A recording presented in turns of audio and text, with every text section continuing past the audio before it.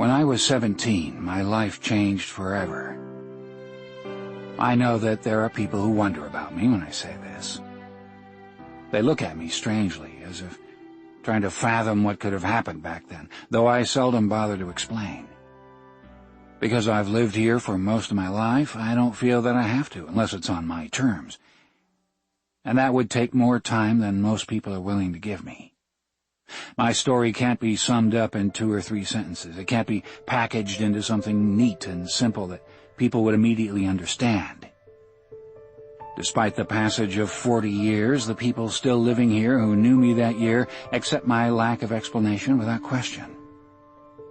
My story in some ways is their story, because it was something that all of us lived through.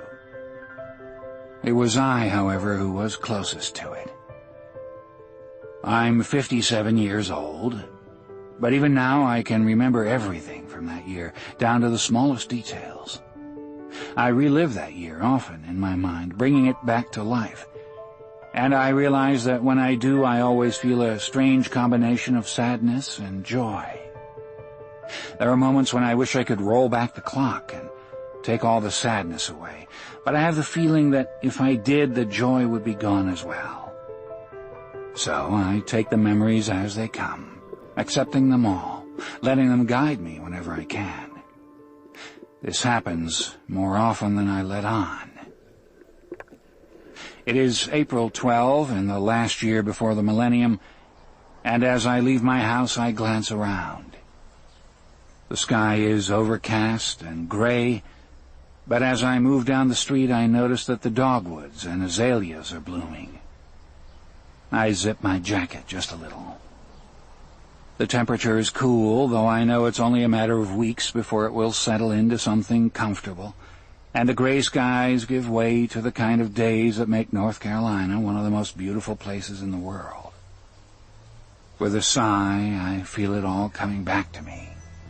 I close my eyes, and the years begin to move in reverse, slowly ticking backward like the hands of a clock rotating in the wrong direction. As if through someone else's eyes, I watch myself grow younger. I see my hair changing from gray to brown. I feel the wrinkles around my eyes begin to smooth. My arms and legs grow sinewy. Lessons I have learned with age grow dimmer, and my innocence returns as that eventful year approaches. Then, like me, the world begins to change. Roads narrow and some become gravel. Suburban sprawl has been replaced with farmland. Downtown streets teem with people looking in windows as they pass Sweeney's Bakery and Polka's Meat Shop. Men wear hats, women wear dresses. At the courthouse up the street, the bell tower rings. I open my eyes and pause. I am standing outside the Baptist church, and when I stare at the gable, I know exactly who I am. My name is Landon Carter, and I'm 17 years old. This is my story. I promise to leave nothing out. First you will smile, and then you will cry. Don't say you haven't been warned. Chapter 1. In 1958, Beaufort, North Carolina, which is located on the coast near Morehead City, was a place like many other small southern towns.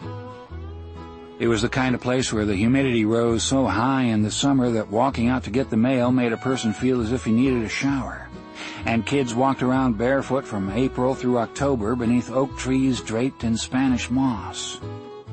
People waved from their cars whenever they saw someone on the street, whether they knew him or not, and the air smelled of pine, sea, and salt, a scent unique to the Carolinas.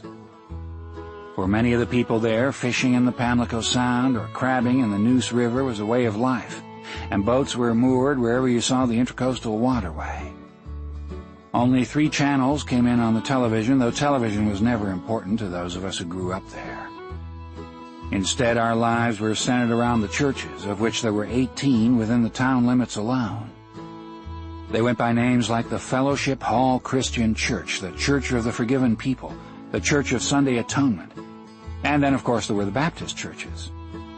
When I was growing up, it was far and away the most popular denomination around, and there were Baptist churches on practically every corner of town, though each considered itself superior to the others.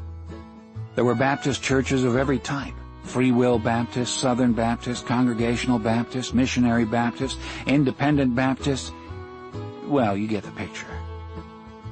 Back then, the big event of the year was sponsored by the Baptist Church downtown, Southern, if you really want to know, in conjunction with the local high school. Every year they put on their Christmas pageant at the Beaufort Playhouse, which was actually a play that had been written by Hegbert Sullivan, a minister who'd been with the church since Moses parted the Red Sea. Okay, maybe he wasn't that old, but he was old enough that you could almost see through the guy's skin. It was sort of clammy all the time and translucent. Kids would swear they actually saw the blood flowing through his veins. And his hair was as white as those bunnies you see in pet stores around Easter. Anyway, he wrote this play called The Christmas Angel because he didn't want to keep on performing that old Charles Dickens classic, A Christmas Carol. In his mind, Scrooge was a heathen who came to his redemption only because he saw ghosts, not angels. And who was to say whether they'd been sent by God anyway? And who was to say he wouldn't revert to his sinful ways if they hadn't been sent directly from heaven? The play didn't exactly tell you in the end. It sort of plays into faith and all. But Hegbert didn't trust ghosts if they weren't actually sent by God, which wasn't explained in plain language, and this was his big problem with it.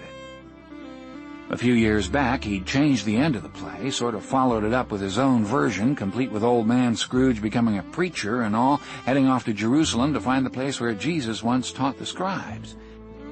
It didn't fly too well. Not even to the congregation, who sat in the audience staring wide-eyed at the spectacle, and the newspaper said things like, though it was certainly interesting, it wasn't exactly the play we've all come to know and love. So Hegbert decided to try his hand at writing his own play. He'd written his own sermons his whole life, and some of them, we had to admit, were actually interesting, especially when he talked about the wrath of God coming down on the fornicators and all that good stuff. That really got his blood boiling, I'll tell you, when he talked about the fornicators. That was his real hot spot. When we were younger, my friends and I would hide behind the trees and shout, "Hegbert is a fornicator," when we saw him walking down the street. And we'd giggle like idiots, like we were the wittiest creatures ever to inhabit the planet. Old Hegbert, he'd stop dead in his tracks and his ears would perk up.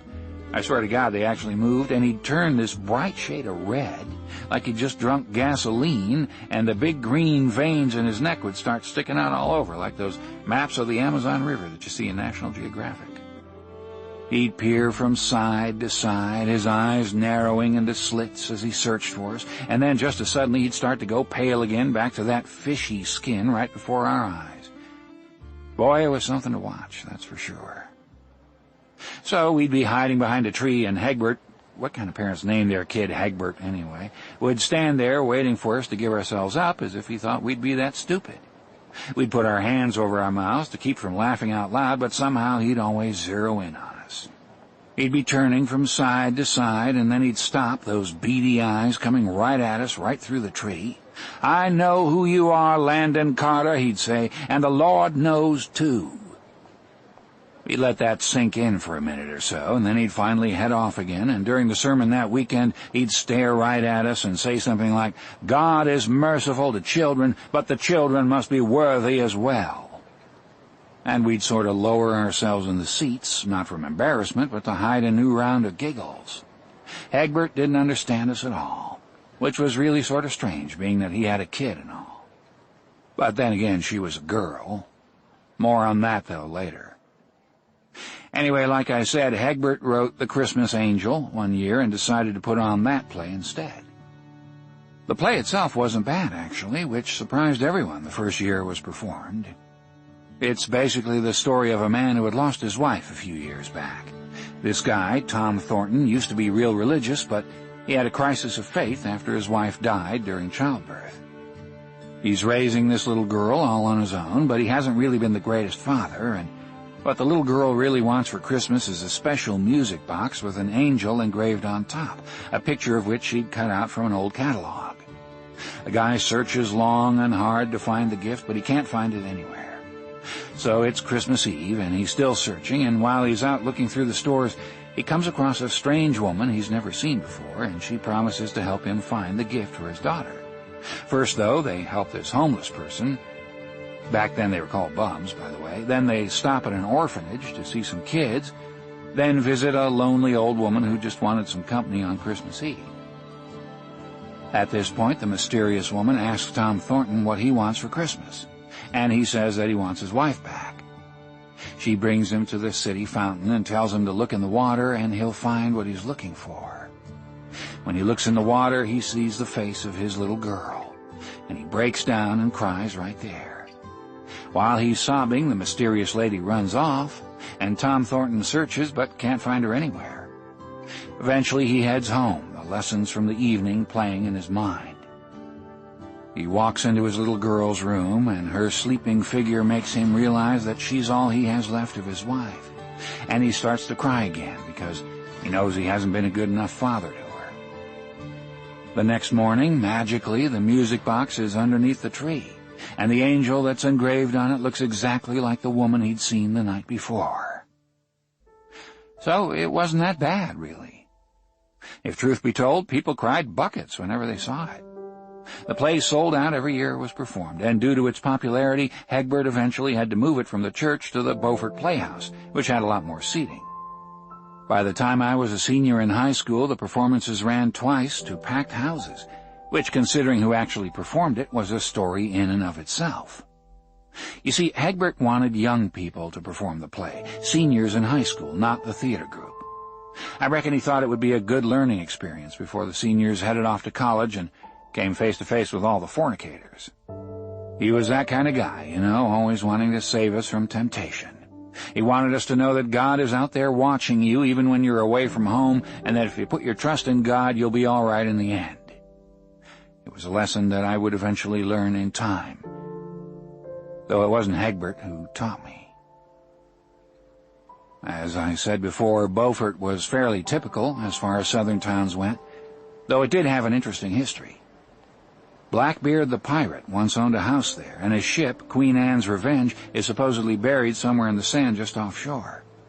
Recently, some archaeologists or oceanographers or whoever looks for stuff like that said they found it, but no one's certain just yet, being that it sank over 250 years ago, and you can't exactly reach into the glove compartment and check the registration. Beaufort's come a long way since the 1950s, but it's still not exactly a major metropolis or anything. Beaufort was and always will be on the smaller side, but when I was growing up, it barely warranted a place on the map. To put it into perspective, the congressional district that included Beaufort covered the entire eastern part of the state, some 20,000 square miles, and there wasn't a single town with more than 25,000 people. Even compared with those towns, Beaufort was regarded as being on the small side. Everything east of Raleigh and north of Wilmington, all the way to the Virginia border, was the district my father represented. I suppose you've heard of him. He's sort of a legend, even now.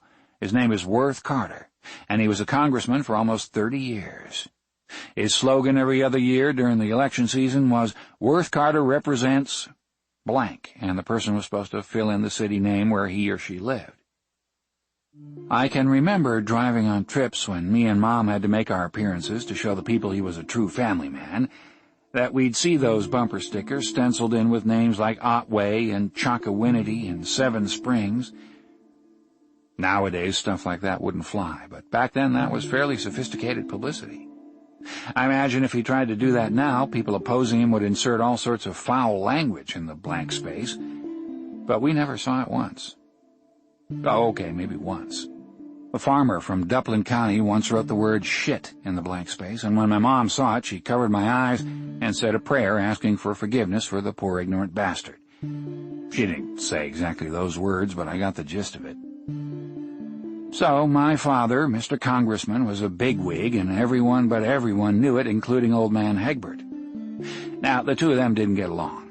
Not at all, despite the fact that my father went to Hegbert's church whenever he was in town, which, to be frank, wasn't all that often. Hegbert, in addition to his belief that fornicators were destined to clean the urinals in hell, also believed that communism was a sickness that doomed mankind to heathenhood. Even though heathenhood wasn't a word, I can't find it in any dictionary, the congregation knew what he meant. They also knew that he was directing his words specifically to my father, who would sit with his eyes closed and pretend not to listen. My father was on one of the House committees that oversaw the Red influence supposedly infiltrating every aspect of the country, including national defense, higher education, and even tobacco farming. You have to remember that this was during the Cold War. Tensions were running high, and we North Carolinians needed something to bring it down to a more personal level. My father had consistently looked for facts, which were irrelevant to people like Hegbert. Afterward, when my father would come home after the service, he'd say something like, "Reverend Sullivan was in rare form today. I hope you heard that part about the scripture where Jesus was talking about the poor." "Yeah, sure, Dad." My father tried to defuse situations whenever possible. I think that's why he stayed in Congress for so long. The guy could kiss the ugliest babies known to mankind and still come up with something nice to say. "He's such a gentle child," he'd say when a baby had a giant head. Or, "I'll bet she's the sweetest girl in the world if she had a birthmark over her entire face." One time a lady showed up with a kid in a wheelchair. My father took one look at him and said, "I'll bet you 10 to 1 that you're the smartest kid in your class." And he was. Yeah, my father was great at stuff like that. He could fling it with the best of them, that's for sure. And he wasn't such a bad guy, not really, especially if you consider the fact that he didn't beat me or anything. But he wasn't there for me growing up. I hate to say that, because nowadays people claim that sort of stuff even if their parent was around and use it to excuse their behavior. "My dad, he didn't love me, that's why I became a stripper and performed on the Jerry Springer show." I'm not using it to excuse the person I've become. I'm simply saying it as a fact. My father was gone 9 months of the year, living out of town in a Washington, D.C. apartment 300 miles away. My mother didn't go with him because both of them wanted me to grow up the same way they had.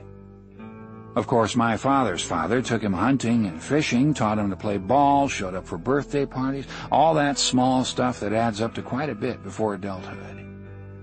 My father, on the other hand, was a stranger, someone I barely knew at all.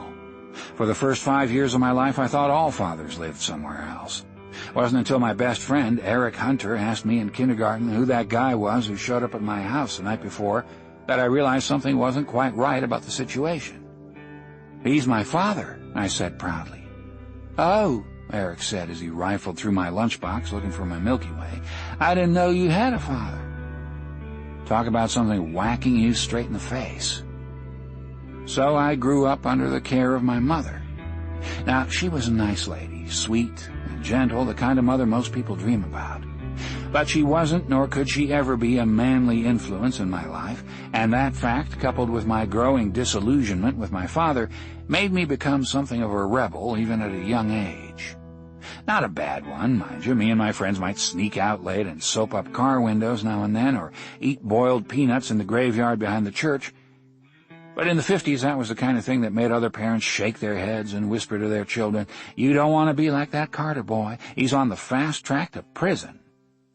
Me, a bad boy, for eating boiled peanuts in the graveyard. Go figure. Anyway, my father and Hegbert didn't get along, but it wasn't only because of politics.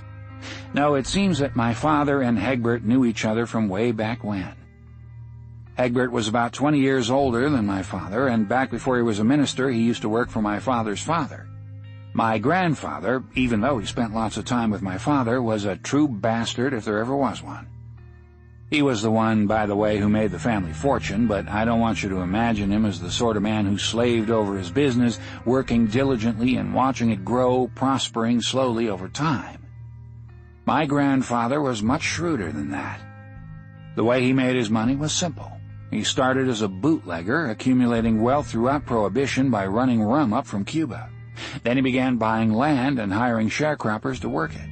He took 90% of the money the sharecroppers made on their tobacco crop, then loaned them money whenever they needed it at ridiculous interest rates. Of course, he never intended to collect the money. Instead, he would foreclose on any land or equipment they happened to own. Then, in what he called his moment of inspiration, he started a bank called Carter Banking and Loan. The only other bank in a 2-county radius had mysteriously burned down, and with the onset of the Depression, it never reopened. Though everyone knew what had really happened, not a word was ever spoken for fear of retribution. And their fear was well placed. The bank wasn't the only building that had mysteriously burned down. His interest rates were outrageous, and little by little he began amassing more land and property as people defaulted on their loans. When the Depression hit hardest, he foreclosed on dozens of businesses throughout the county while retaining the original owners to continue to work on salary, paying them just enough to keep them where they were, because they had nowhere else to go.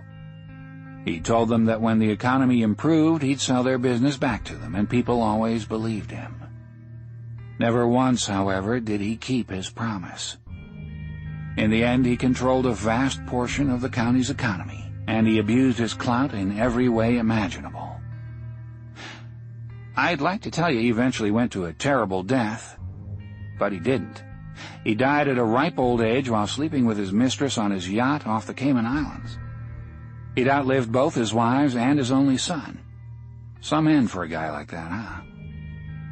Life, I've learned, is never fair. If people teach anything in school, that should be it. But back to the story. Hegbert, once he realized what a bastard my grandfather really was, quit working for him and went into the ministry, then came back to Beaufort and started ministering in the same church we attended. He spent his first few years perfecting his fire and brimstone act with monthly sermons on the evils of the greedy, and this left him scant time for anything else. He was 43 before he ever got married. He was 55 when his daughter, Jamie Sullivan, was born. His wife, a wispy little thing 20 years younger than he, went through 6 miscarriages before Jamie was born, and in the end she died in childbirth, making Hegbert a widower who had to raise a daughter on his own. Hence, of course, the story behind the play. People knew the story even before the play was first performed. It was one of those stories that made its rounds whenever Hegbert had to baptize a baby or attend a funeral. Everyone knew about it, and that's why I think so many people got emotional whenever they saw the Christmas play. They knew it was based on something that happened in real life, which gave it special meaning. Jamie Sullivan was a senior in high school, just like me, and she'd already been chosen to play the angel, not that anyone else even had a chance. This, of course, made the play extra special that year. It was going to be a big deal, maybe the biggest ever, at least in Miss Garber's mind. She was the drama teacher, and she was already glowing about the possibilities the first time I met her in class. Now, I hadn't really planned on taking drama that year. I really hadn't, but it was either that or chemistry, too. The thing was, I thought it would be a blow-off class, especially when compared with my other option. No papers, no tests, no tables where I'd have to memorize protons and neutrons and combine elements in their proper formulas. What could possibly be better for a high school senior? It seemed like a sure thing, and when I signed up for it, I thought I'd just be able to sleep through most every class, which, considering my late-night peanut eating, was fairly important at the time. On the first day of class, I was one of the last to arrive, coming in just a few seconds before the bell rang, and I took a seat in the back of the room. Miss Garber had her back turned to the class, and she was busy writing her name in big cursive letters as if we didn't know who she was. Everyone knew her. It was impossible not to. She was big, at least 6'2", with flaming red hair and pale skin that showed her freckles well into her 40s.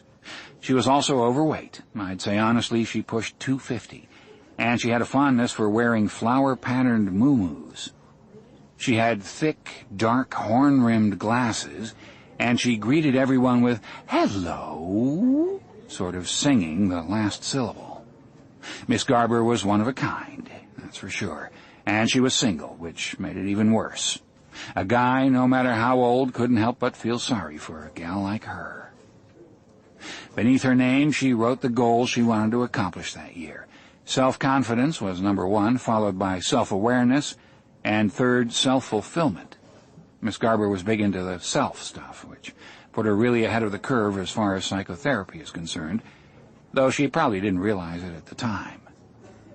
Miss Garber was a pioneer in that field. Maybe it had something to do with the way she looked. Maybe she was just trying to feel better about herself. But I digress. It wasn't until the class started that I noticed something unusual. Though Beaufort High School wasn't large, I knew for a fact that it was pretty much split 50-50 between males and females, which was why I was surprised when I saw that this class was at least 90% female. There was only one other male in the class, which to my thinking was a good thing, and for a moment I felt flushed with a look-out world, here I come kind of feeling. Girls, girls, girls, I couldn't help but think. Girls and no tests in sight. Okay, so I wasn't the most forward-thinking guy on the block. So Miss Garber brings up the Christmas play and tells everyone that Jamie Sullivan is going to be the angel that year. Miss Garber started clapping right away. She was a member of the church, too, and there were a lot of people who thought she was gunning for Hegbert in a romantic sort of way. The first time I heard it, I remember thinking that it was a good thing they were too old to have children if they ever did get together. Imagine translucent with freckles. The very thought gave everyone shudders. But of course no one ever said anything about it, at least within hearing distance of Miss Garber and Hegbert. Gossip is one thing, hurtful gossip is completely another, and even in high school we weren't that mean. Miss Garber kept on clapping all alone for a while until all of us finally joined in because it was obvious that was what she wanted.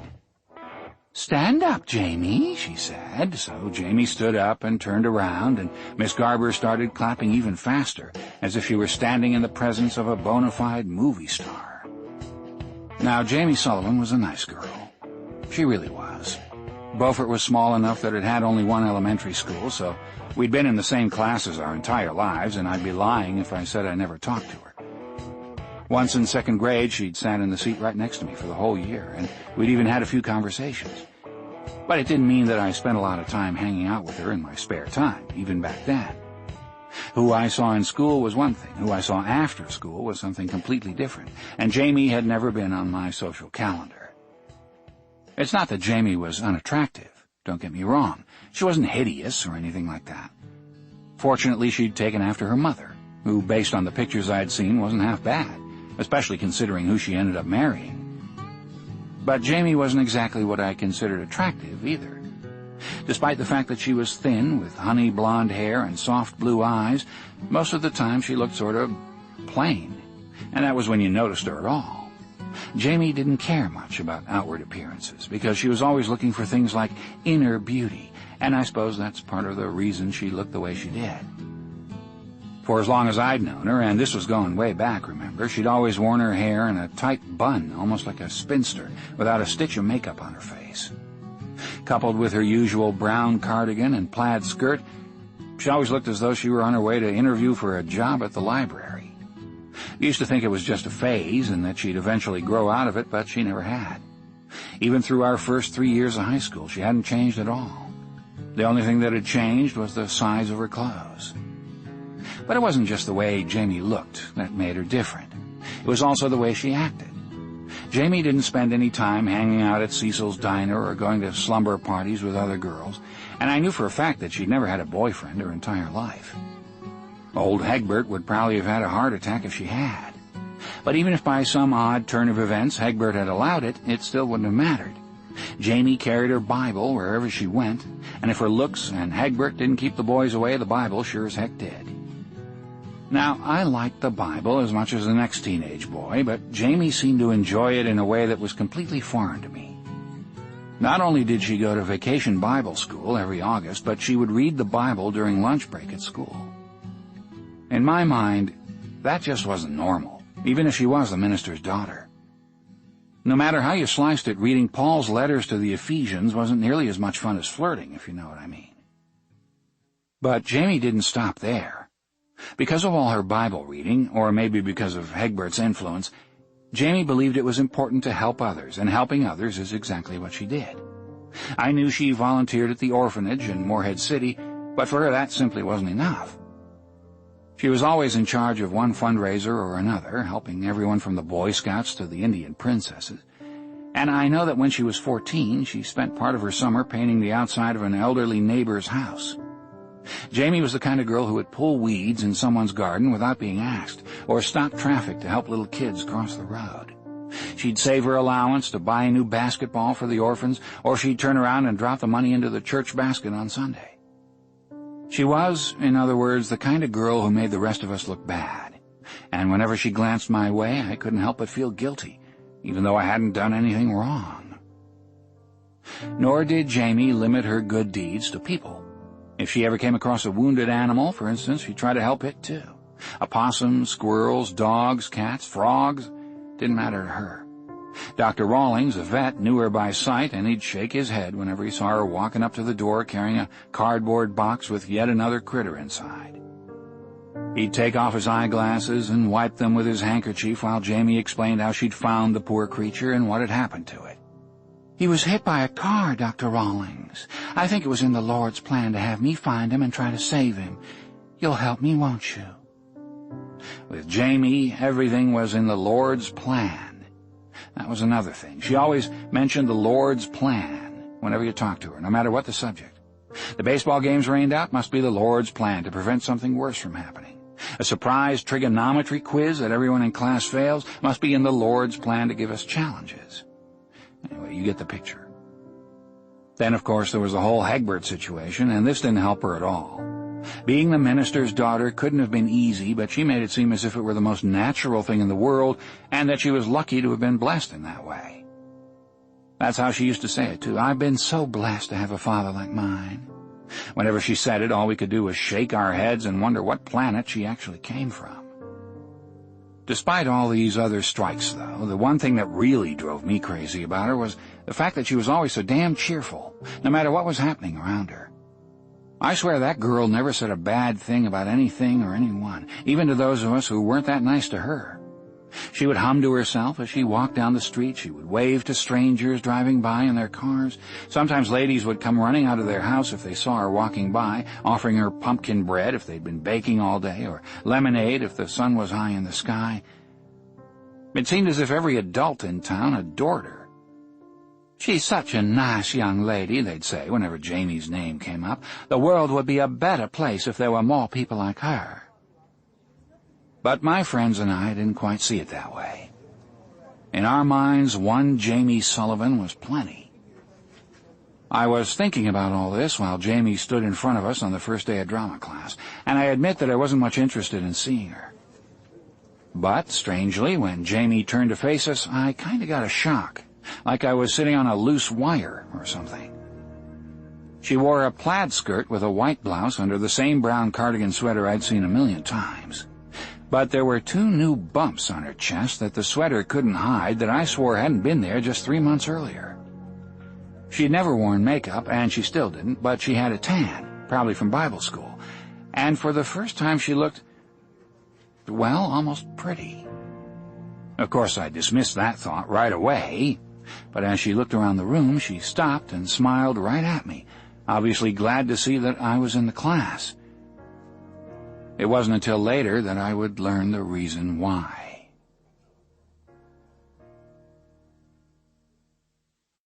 Chapter 2. After high school, I planned to go to the University of North Carolina at Chapel Hill. My father wanted me to go to Harvard or Princeton, like some of the sons of other congressmen did, but with my grades it wasn't possible. Not that I was a bad student, I just didn't focus on my studies, and my grades weren't exactly up to snuff for the Ivy Leagues. By my senior year, it was pretty much touch and go whether I'd even get accepted at UNC, and this was my father's alma mater, a place where he could pull some strings. During one of his few weekends home, my father came up with the plan to put me over the top. I'd just finished my first week of school, and we were sitting down for dinner. He was home for 3 days on account of Labor Day weekend. "I think you should run for student body president," he said. "You'll be graduating in June, and I think it would look good on your record. Your mother thinks so, too, by the way." My mother nodded as she chewed a mouthful of peas. She didn't speak much when my father had the floor, though she winked at me. Sometimes I think my mother liked to see me squirm, even though she was sweet. "I don't think I'd have a chance at winning," I said. Though I was probably the richest kid in school, I was by no means the most popular. That honor belonged to Eric Hunter, my best friend. He could throw a baseball at almost 90 miles an hour, and he'd led the football team to back-to-back state titles as the star quarterback. He was a stud. Even his name sounded cool. "Of course you can win," my father said quickly. "We Carters always win." That's another one of the reasons I didn't like spending time with my father. During those few times he was home, I think he wanted to mold me into a miniature version of himself. Since I'd grown up pretty much without him, I'd come to resent having him around. This was the first conversation we'd had in weeks. He rarely talked to me on the phone. But what if I don't want to? My father put down his fork, a bite of his pork chop still on the tines. He looked at me crossly, giving me the once-over. He was wearing a suit, even though it was over 80 degrees in the house, and it made him even more intimidating. My father always wore a suit, by the way. "I think," he said slowly, "that it would be a good idea." I knew that when he talked that way, the issue was settled. That's the way it was in my family. My father's word was law. But the fact was, even after I agreed, I didn't want to do it. I didn't want to waste my afternoons meeting with teachers after school, every week for the rest of the year, dreaming up themes for school dances or trying to decide what colors the streamers should be. That's really all the class presidents did, at least back when I was in high school. It wasn't like students had the power to actually decide anything meaningful. But then again, I knew my father had a point. If I wanted to go to UNC, I had to do something. I didn't play football or basketball, I didn't play an instrument, I wasn't in the chess club or the bowling club or anything else. I didn't excel in the classroom, hell, I didn't excel at much of anything. Growing despondent, I started listing the things I actually could do, but to be honest, there really wasn't that much. I could tie 8 different types of sailing knots. I could walk barefoot across hot asphalt farther than anyone I knew. I could balance a pencil vertically on my finger for 30 seconds. But I didn't think that any of those things would really stand out on a college application. So there I was, lying in bed all night long, slowly coming to the sinking realization that I was a loser. Thanks, Dad. The next morning I went to the principal's office and added my name to the list of candidates. There were 2 other people running, John Foreman and Maggie Brown. Now, John didn't stand a chance. I knew that right off. He was the kind of guy who'd pick lint off your clothes while he talked to you. But he was a good student. He sat in the front row and raised his hand every time the teacher asked a question. If he was called to give the answer, he would almost always give the right one, and he'd turn his head from side to side with a smug look on his face, as if proving how superior his intellect was when compared with those of the other peons in the room. Eric and I used to shoot spitballs at him when the teacher's back was turned. Maggie Brown was another matter. She was a good student as well. She'd served on the student council for the first 3 years and had been the junior class president the year before. The only real strike against her was the fact that she wasn't very attractive, and she'd put on 20 pounds that summer. I knew that not a single guy would vote for her. After seeing the competition, I figured that I might have a chance after all. My entire future was on the line here, so I formulated my strategy. Eric was the first to agree. "Sure, I'll get all the guys on the team to vote for you, no problem, if that's what you really want." "How about their girlfriends, too?" I asked. That was pretty much my entire campaign. Of course, I went to the debates like I was supposed to, and I passed out those dorky "what I'll do if I'm elected president" flyers. But in the end, it was Eric Hunter who probably got me where I needed to be. Beaufort High School had only about 400 students, so getting the athletic vote was critical, and most of the jocks didn't give a hoot who they voted for anyway. In the end, it worked out just the way I planned. I was voted student body president with a fairly large majority of the vote. I had no idea what trouble it would eventually lead me to. When I was a junior, I went steady with a girl named Angela Clark. She was my first real girlfriend, though it lasted for only a few months. Just before school let out for the summer, she dumped me for a guy named Lou who was 20 years old and worked as a mechanic in his father's garage. His primary attribute, as far as I could tell, was that he had a really nice car. He always wore a white T-shirt with a pack of Camels folded into the sleeve, and he'd lean against the hood of his Thunderbird, looking back and forth, saying things like, "Hey, baby," whenever a girl walked by. He was a real winner, if you know what I mean. Well, anyway, the homecoming dance was coming up, and because of the whole Angela situation, I still didn't have a date. Everyone on the student council had to attend. It was mandatory. I had to help decorate the gym and clean up the next day, And besides, it was usually a pretty good time. I called a couple girls I knew, but they already had dates, so I called a few more. They had dates too. By the final week, the pickings were getting pretty slim. The pool was down to the kinds of girls who had thick glasses and talked with lisps. Beaufort was never exactly a hotbed for beauties anyway, but then again I had to find somebody. I didn't want to go to the dance without a date. What would that look like? I'd be the only student body president ever to attend the homecoming dance alone. I'd end up being the guy scooping punch all night long or mopping up the barf in the bathroom. That's what people without dates usually did.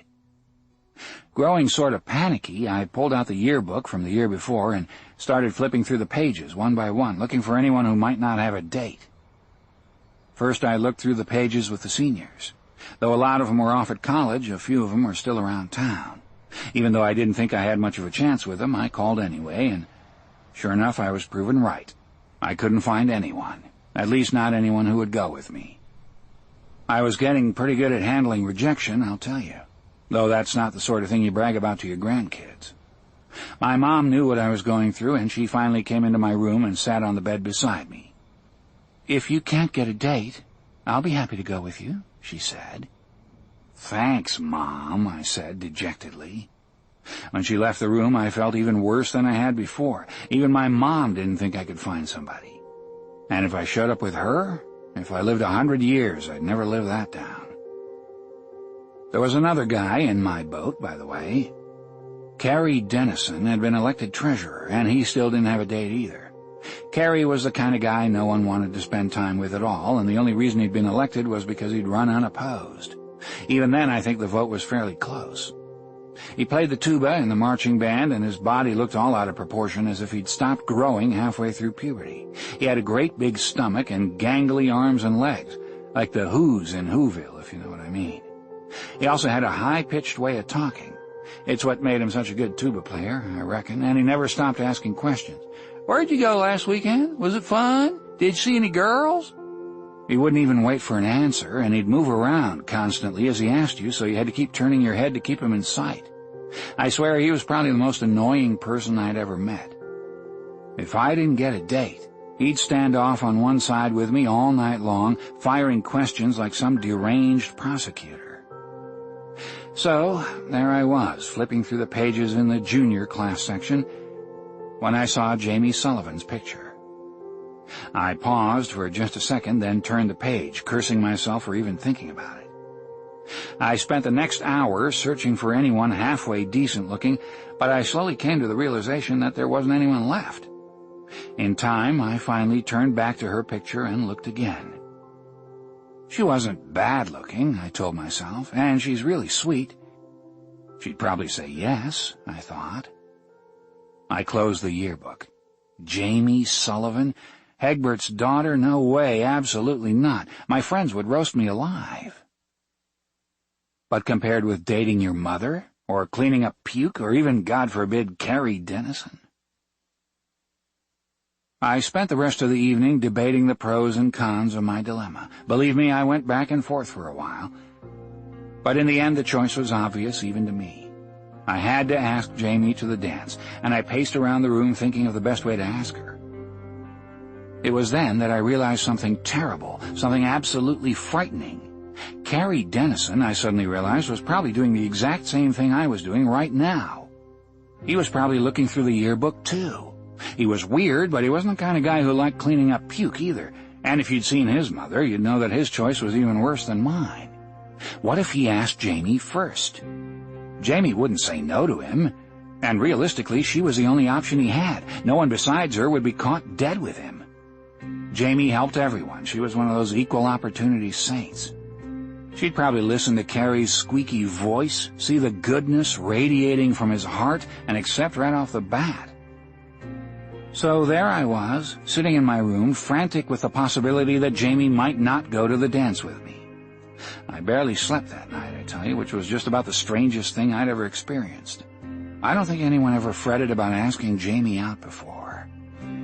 I planned to ask her first thing in the morning while I still had my courage, but Jamie wasn't in school. I assumed she was working with the orphans over in Moorhead City, the way she did every month. A few of us had tried to get out of school using that excuse too, but Jamie was the only one who ever got away with it.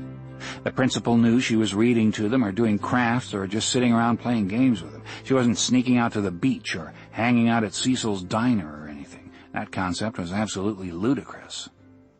"Got a date yet?" Eric asked me in between classes. He knew very well that I didn't, but even though he was my best friend, he liked to stick it to me once in a while. "Not yet," I said, "but I'm working on it." Down the hall, Carrie Dennison was reaching into his locker. I swear he shot me a beady glare when he thought I wasn't looking. That's the kind of day it was. The minutes ticked by slowly during my final class.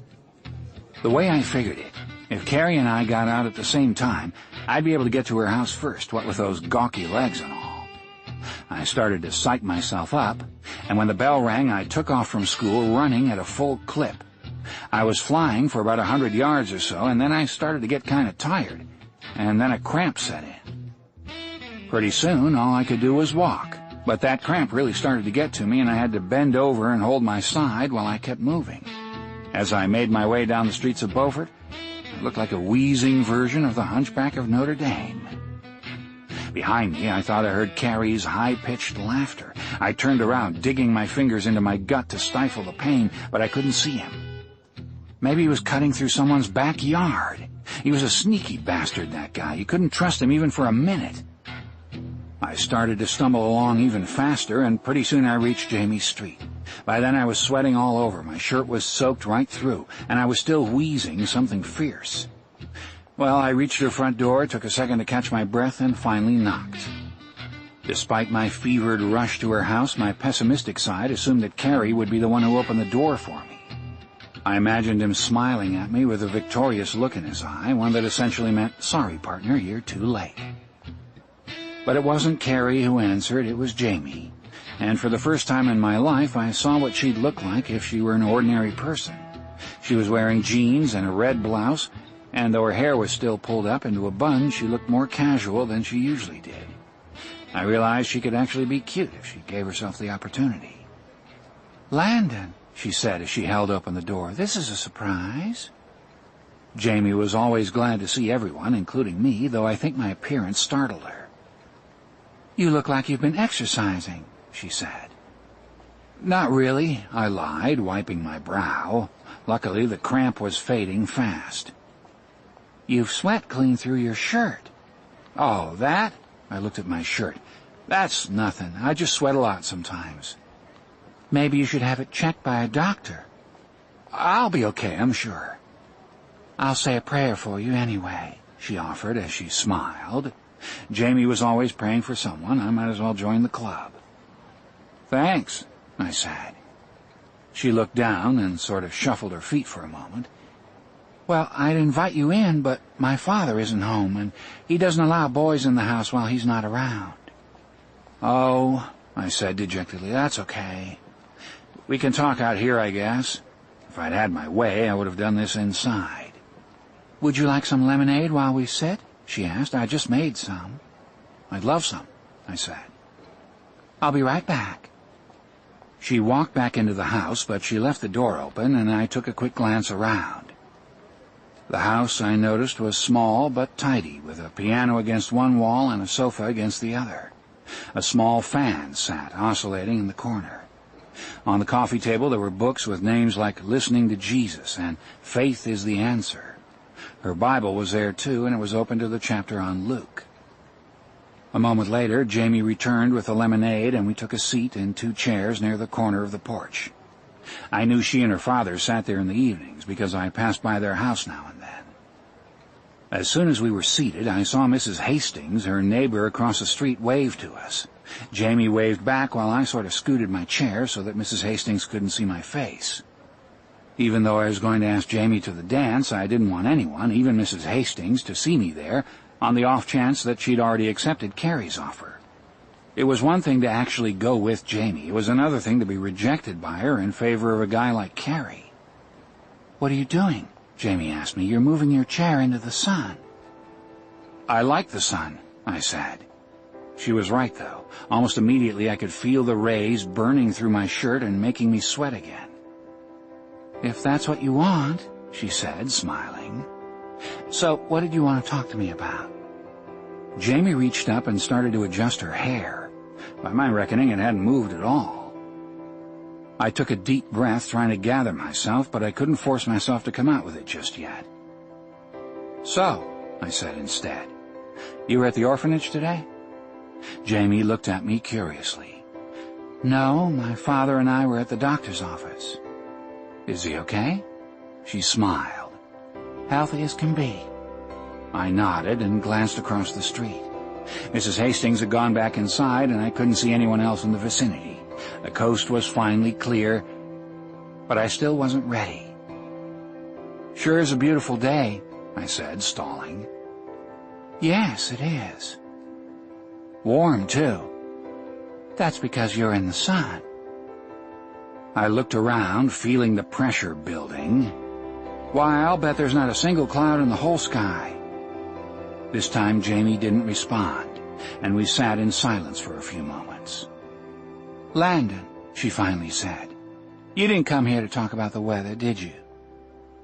Not really. Then why are you here? The moment of truth had arrived, and I cleared my throat. Well, I wanted to know if you were going to the homecoming dance. Oh, she said.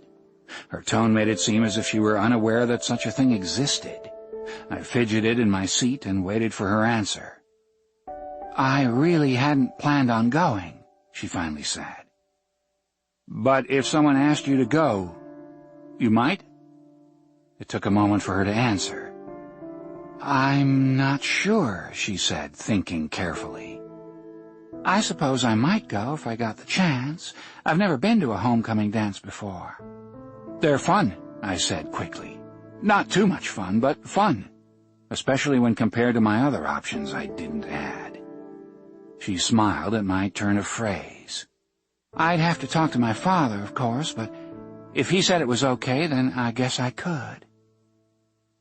In the tree beside the porch, a bird started to chirp noisily as if he knew I wasn't supposed to be here. I concentrated on the sound, trying to calm my nerves.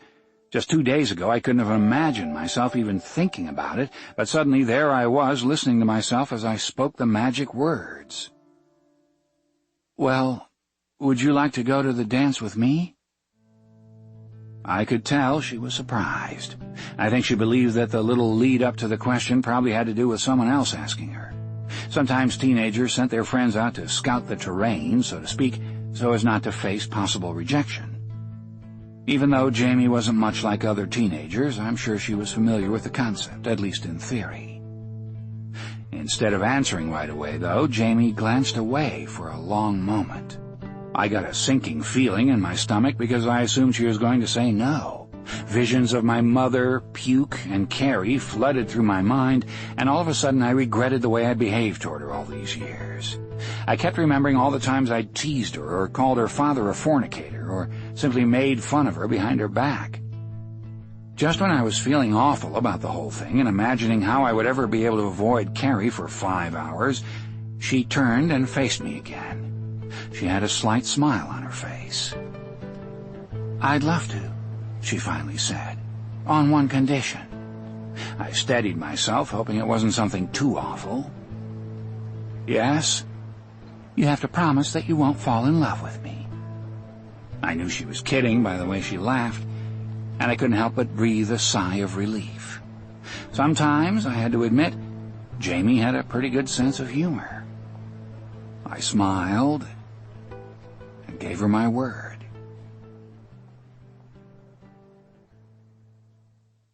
Chapter 3. As a general rule, Southern Baptists don't dance.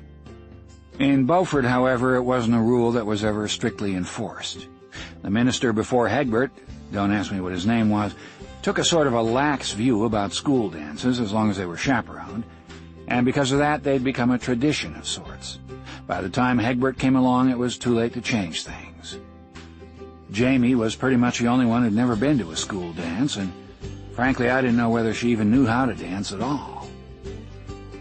I admit that I also had some concerns about what she would wear, though it wasn't something I would tell her.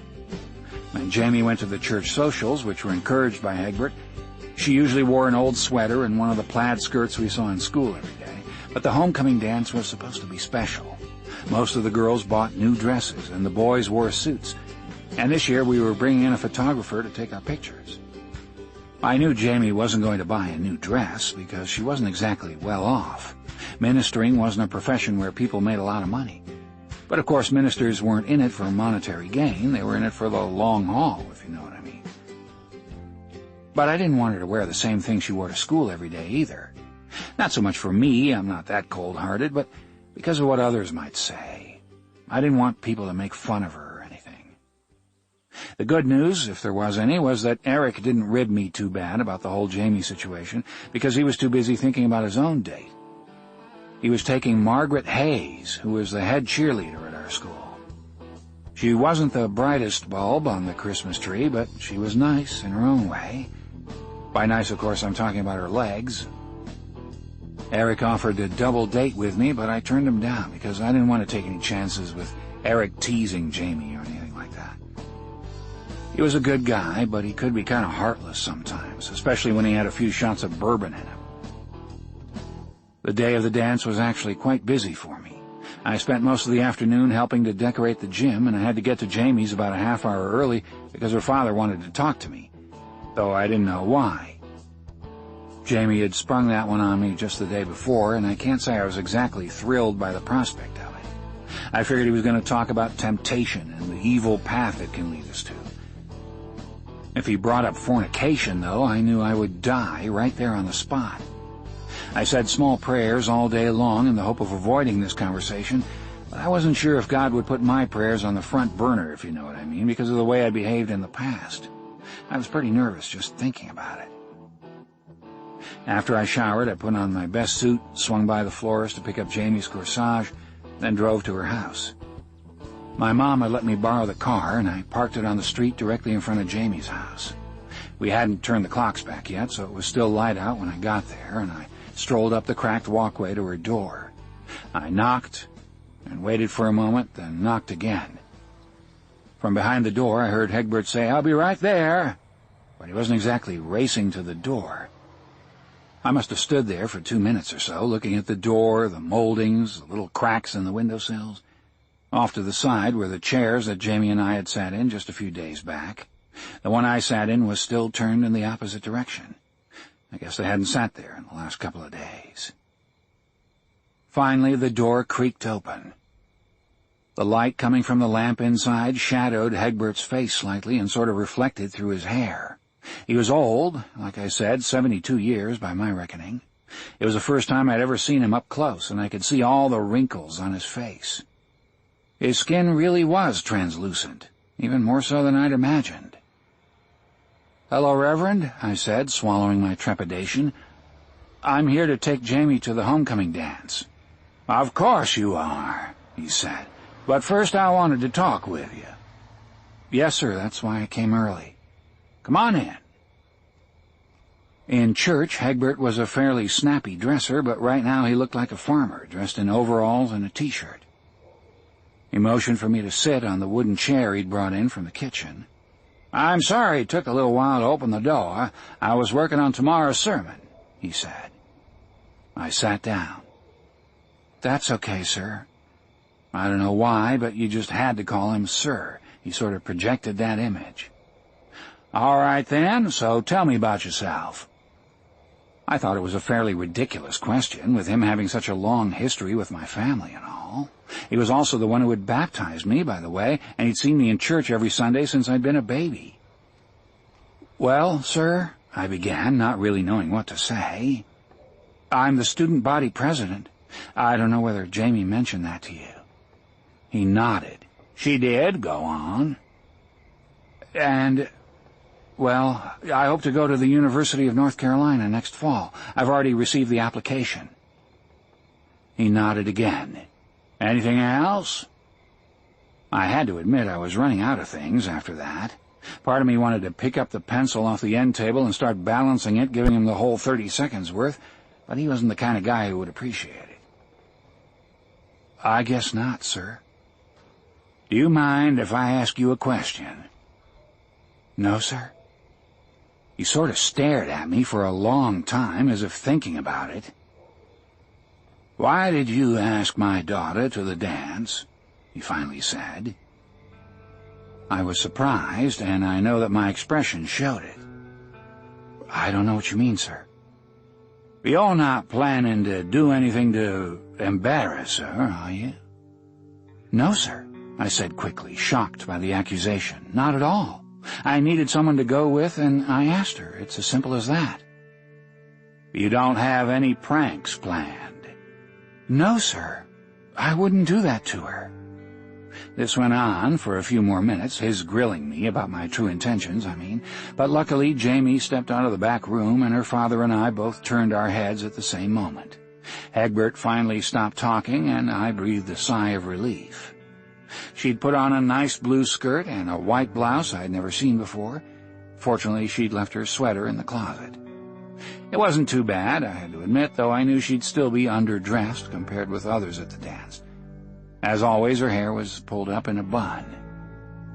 Personally, I think it would have looked better if she'd kept it down, but that was the last thing I wanted to say.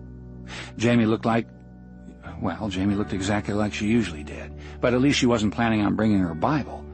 That would have been just too much to live down. "You're not giving Landon a hard time, are you?" she said cheerfully to her father. "We were just visiting," I said quickly before he had a chance to respond. For some reason, I didn't think he'd told Jamie about the kind of person he thought I was, and I didn't think that now would be a good time. "Well, we should probably go," she said after a moment. I think she sensed the tension in the room. She walked over to her father and kissed him on the cheek. "Don't stay up too late working on the sermon, okay?" "I won't," he said softly. Even with me in the room, I could tell he really loved her and wasn't afraid to show it. It was how he felt about me that was the problem. We said goodbye, and on our way to the car I handed Jamie her corsage and told her I'd show her how to put it on once we got in the car. I opened her door for her and walked around the other side, then got in as well. In that short period of time, Jamie had already pinned on the flower. "I'm not exactly a dimwit, you know. I do know how to pin on a corsage." I started the car and headed toward the high school, with the conversation I just had with Egbert running through my mind. "My father doesn't like you very much," she said, as if knowing what I was thinking. I nodded without saying anything. "He thinks you're irresponsible." I nodded again. "He doesn't like your father much either." I nodded once more. "Or your family." I get the picture. "But do you know what I think?" she asked suddenly. "Not really." By then I was pretty depressed. "I think that all this was in the Lord's plan somehow. What do you think the message is?" Here we go, I thought to myself. I doubt if the evening could have been much worse.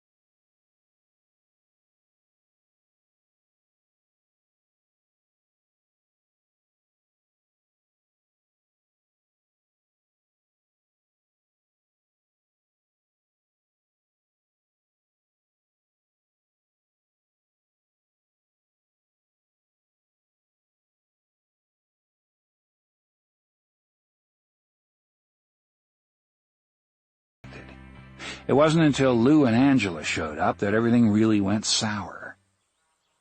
They showed up a few minutes after we arrived. He was wearing that stupid T-shirt, camels in his sleeve, and a glop of hair gel on his head.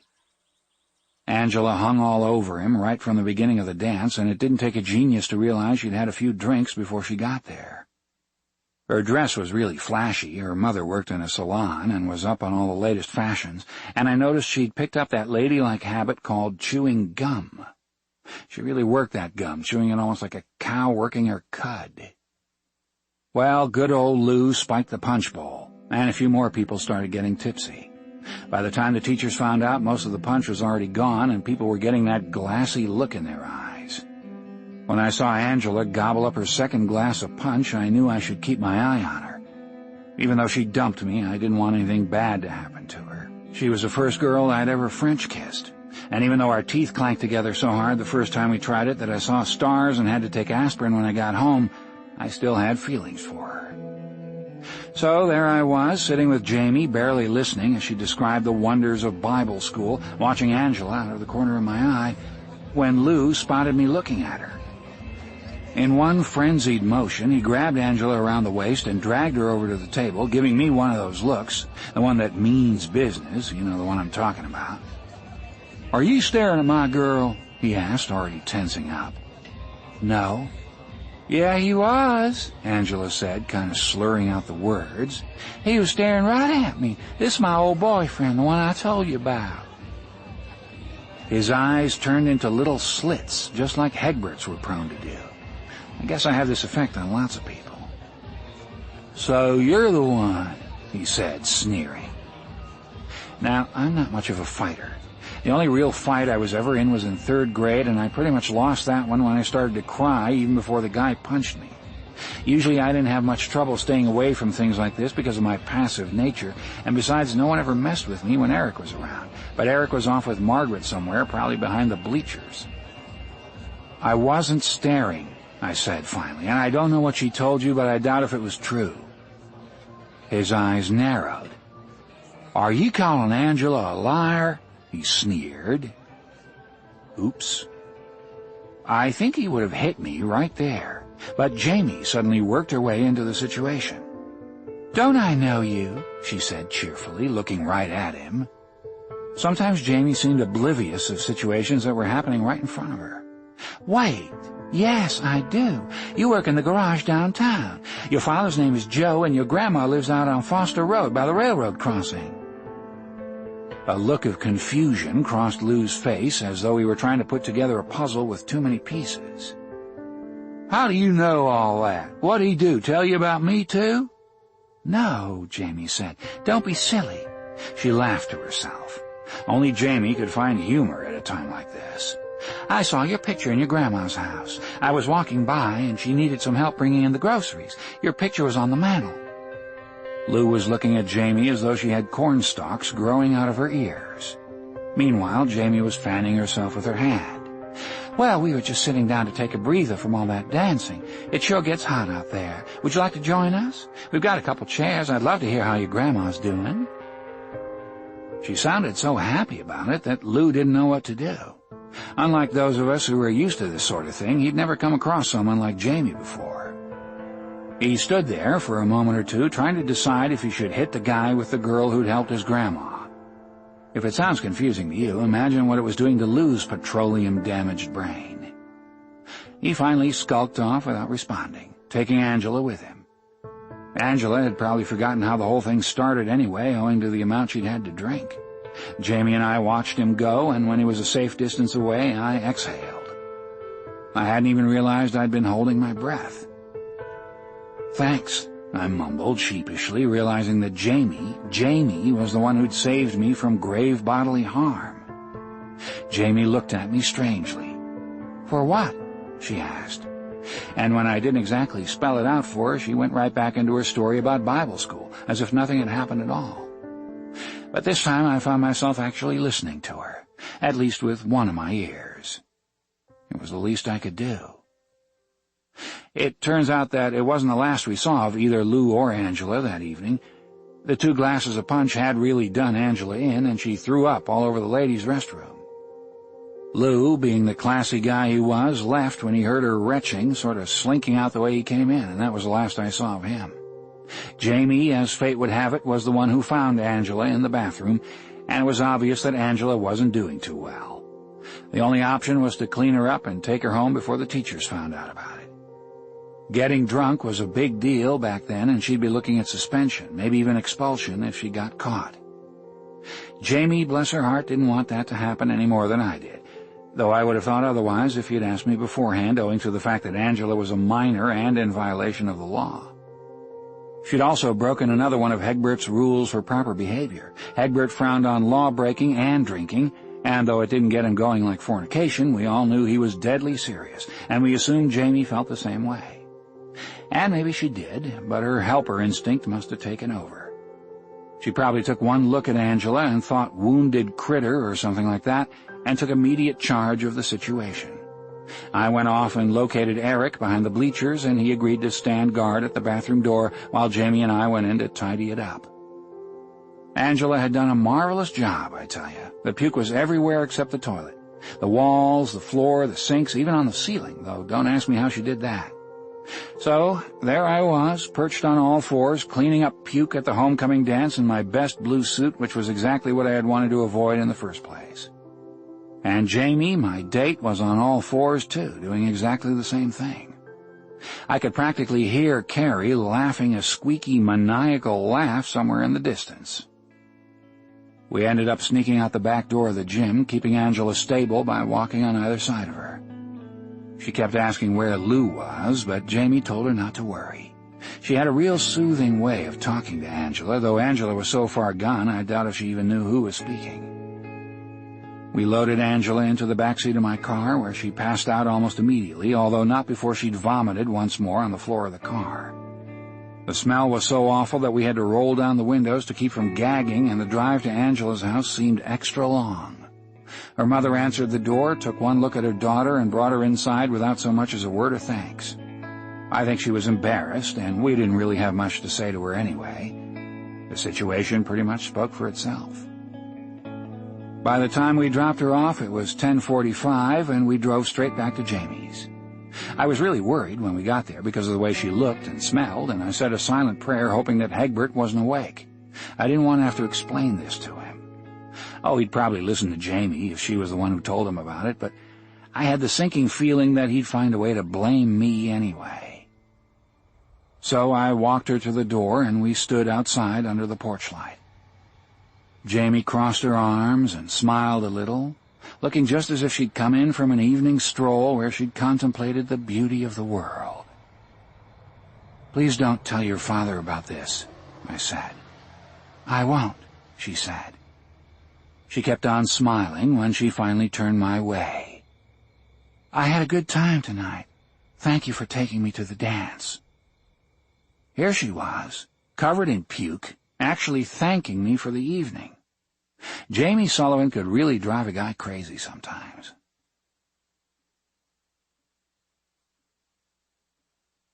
Chapter 4. In the 2 weeks following the homecoming dance, my life pretty much returned to normal. My father was back in Washington, D.C., which made things a lot more fun around my house, primarily because I could sneak out the window again and head to the graveyard for my late-night forays. I don't know what it was about the graveyard that attracted us so. Maybe it had something to do with the tombstones themselves, because as far as tombstones went, they were actually fairly comfortable to sit on. We usually sat in a small plot where the Preston family had been buried about 100 years ago. There were 8 tombstones there, all arranged in a circle, making it easy to pass the boiled peanuts back and forth between us. One time my friends and I decided to learn what we could about the Preston family, and we went to the library to find out if anything had been written about them. I mean, if you're going to sit on someone's tombstone, you might as well know something about them, right? It turns out that there wasn't much about the family in the historical records, though we did find out one interesting tidbit of information. Henry Preston, the father, was a one-armed lumberjack, believe it or not. Supposedly he could cut down a tree as fast as any two-armed man. Now, the vision of a one-armed lumberjack is pretty vivid right off the bat, so we talked about him a lot. We used to wonder what else he could do with only one arm, and we'd spend long hours discussing how fast he could pitch a baseball or whether or not he'd be able to swim across the Intracoastal Waterway. Our conversations weren't exactly highbrow, I admit, but I enjoyed them nonetheless. Well, Eric and me were out there one Saturday night with a couple of other friends, eating boiled peanuts and talking about Henry Preston, when Eric asked me how my date went with Jamie Sullivan. He and I hadn't seen much of each other since the homecoming dance because the football season was already in the playoffs and Eric had been out of town the past few weekends with the team. It was okay, I said, shrugging, doing my best to play it cool. Eric playfully elbowed me in the ribs and I grunted. He outweighed me by at least 30 pounds. Did you kiss her goodnight? No. He took a long drink from his can of Budweiser as I answered. I don't know how he did it, but Eric never had trouble buying beer, which was strange, being that everyone in town knew how old he was. He wiped his lips with the back of his hand, tossing me a sidelong glance. I would have thought that after she helped you clean the bathroom, you would have at least kissed her goodnight. Well, I didn't. Didn't you even try? No. Why not? She's not that kind of girl, I said. And even though we all knew it was true, it still sounded like I was defending her. Eric latched onto that like a leech. I think you like her, he said. You're full of crap, I answered, and he slapped my back hard enough to force the breath right out of me. Hanging out with Eric usually meant that I'd have a few bruises the following day. Yeah, I might be full of crap, he said, winking at me, but you're the one who's smitten with Jamie Sullivan. I knew we were treading on dangerous ground. I was just using her to impress Margaret, I said. And with all the love notes she's been sending me lately, I reckon it must have worked. Eric laughed aloud, slapping me on the back again. You and Margaret, now that's funny. I knew I just dodged a major bullet, and I breathed a sigh of relief as the conversation spun off in a new direction. I joined in now and then, but I wasn't really listening to what they were saying. Instead, I kept hearing this little voice inside me that made me wonder about what Eric had said. The thing was, Jamie was probably the best date I could have had that night, especially considering how the evening turned out. Not many dates, heck, not many people, period, would have done what she did. At the same time, her being a good date didn't mean I liked her. I hadn't talked to her at all since the dance, except when I saw her in drama class, and even then it was only a few words here and there. If I liked her at all, I told myself, I would have wanted to talk to her. If I liked her, I would have offered to walk her home. If I liked her, I would have wanted to bring her to Cecil's Diner for a basket of hush puppies and some RC Cola. But I didn't want to do any of those things. I really didn't. In my mind, I'd already served my penance. The next day, Sunday, I was in my room working on my application to UNC. In addition to the transcripts from my high school and other personal information, they required 5 essays of the usual type. If you could meet one person in history, who would that person be and why? Name the most significant influence in your life and why you feel that way. What do you look for in a role model and why? The essay questions were fairly predictable. Our English teacher had told us what to expect, and I'd already worked on a couple of variations in class as homework. English was probably my best subject.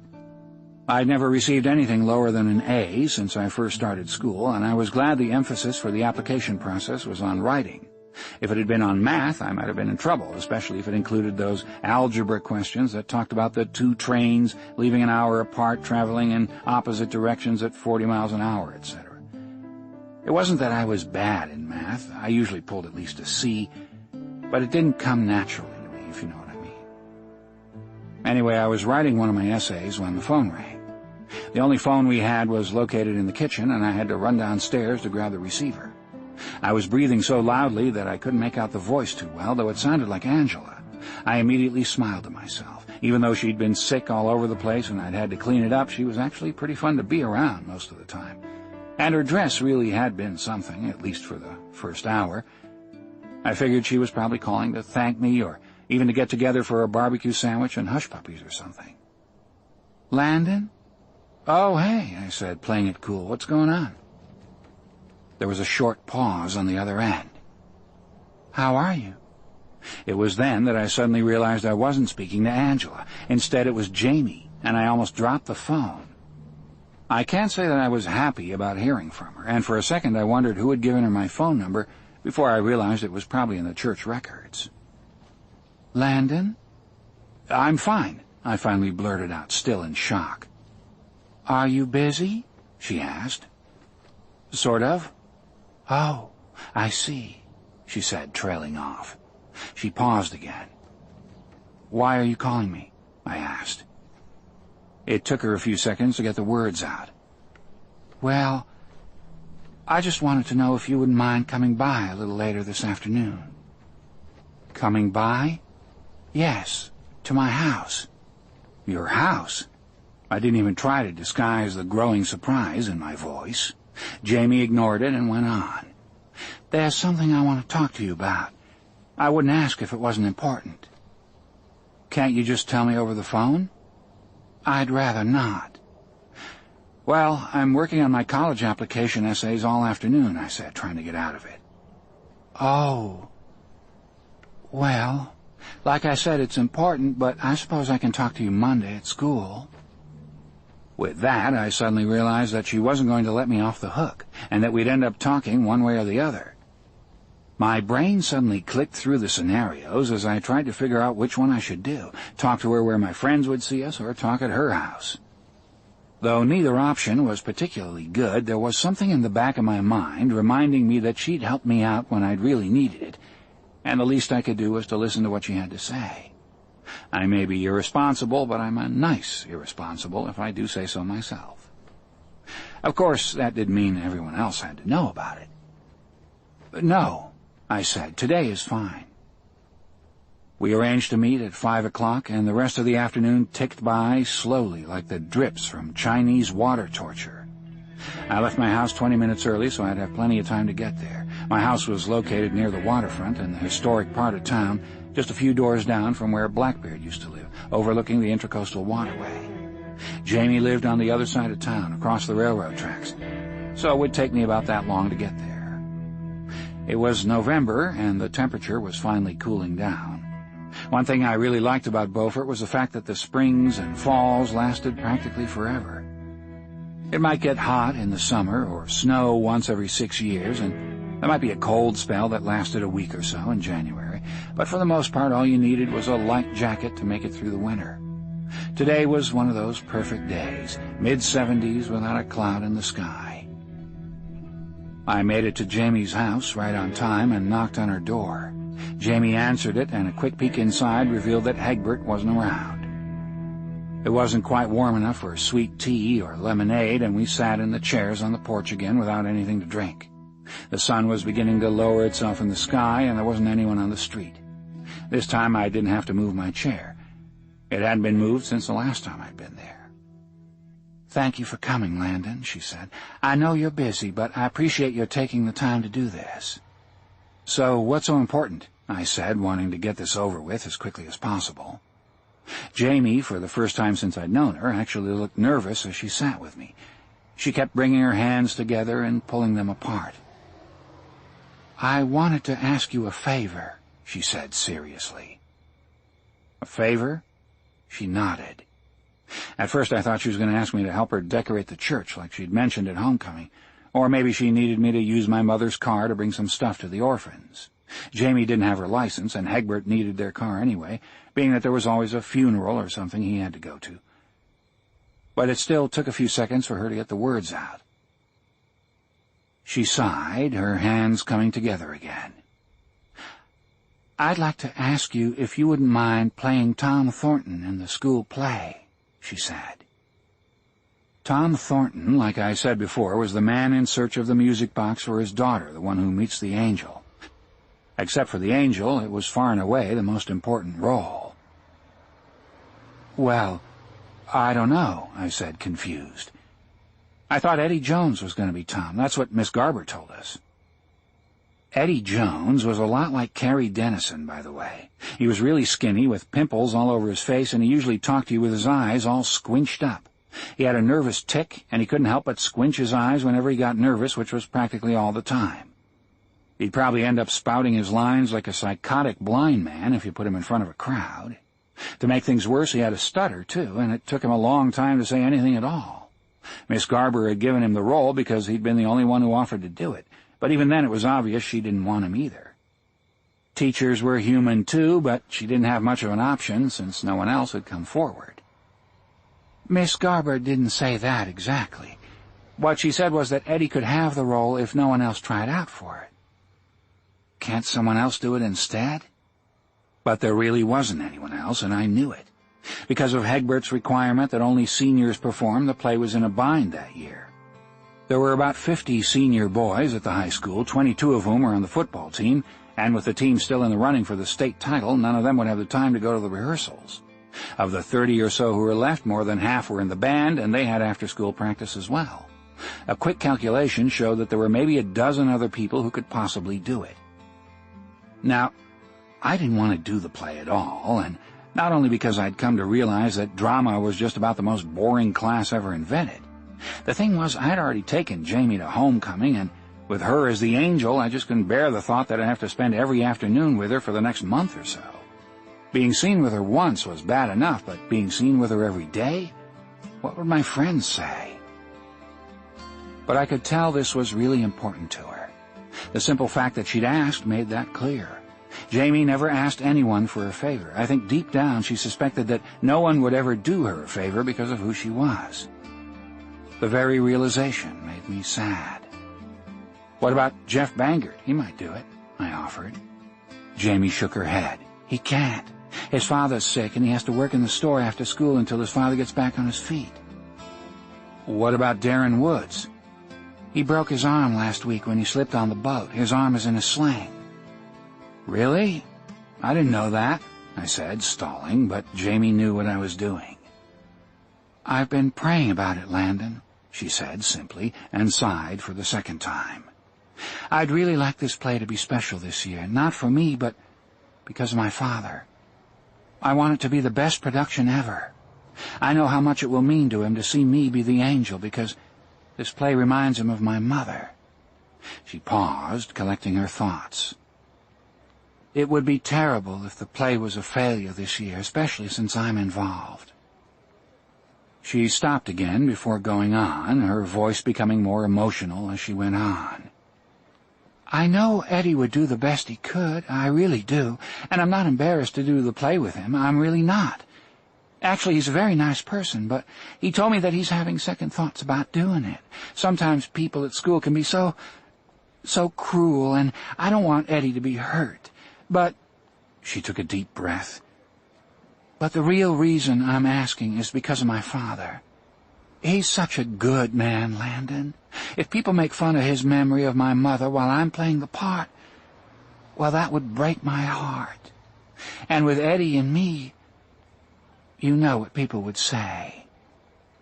I nodded, my lips pressed together, knowing that I would have been one of those people she was talking about. In fact, I already was. Jamie and Eddie, the dynamic duo, we called them after Miss Garber had announced that they'd be the ones doing the roles. The very fact that it was I who had started it up made me feel terrible, almost sick to my stomach. She straightened up a little in her seat and looked at me sadly, as if she already knew I was going to say no. I guess she didn't know how I was feeling. She went on.